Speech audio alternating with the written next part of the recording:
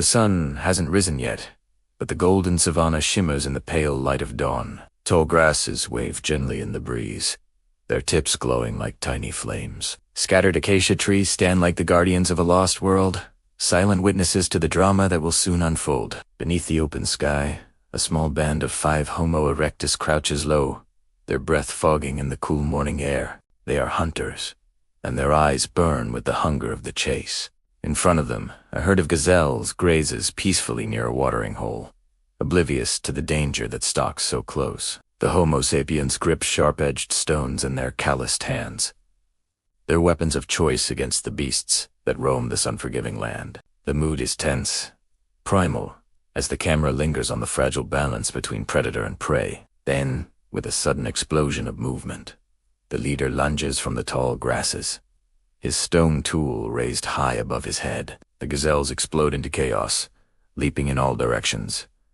As the dust of their panic fills the air, a young male slips and falls, nearly trampled in the stampede. But another tribesman reaches out and drags him back to safety at the last second. Fear and desperation ripple across their faces, as the hunted animal's screams echo across the savanna and the hunters pant, their muscles burning with exertion. The failed hunt leaves the tribe dejected, their skin glistening with sweat, their bodies glistening with fatigue, their stomachs growling in unison as they retrace their steps across the endless sea of grass. The leader, his face etched with worry, signaled retreat. His own stomach growls audibly, a hollow sound that echoes the struggle of his people. In the background, vultures circle, their shadows falling like sinister omens over the struggling band of hunters. As the sun climbs higher, the scene shifts to the youngest female. She clutches a child to her chest, her ribs showing beneath her taut skin. She sits with legs crossed, chewing bitter roots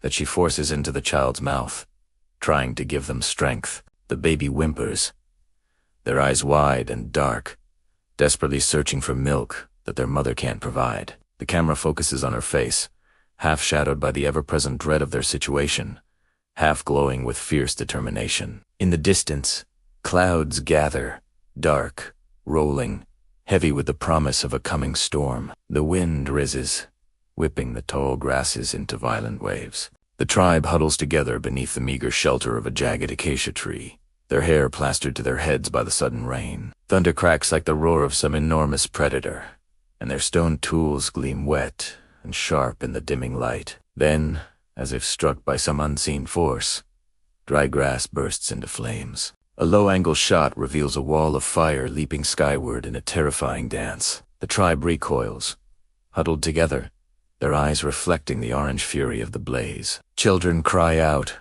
their small voices lost in the wind and rain. Men clutch their weapons as if they could strike the sky itself. It is a moment of both terror and awe, as the group realizes that fire, like the darkness and the storm, is a force to be both feared and revered. Fire as both destroyer and future ally.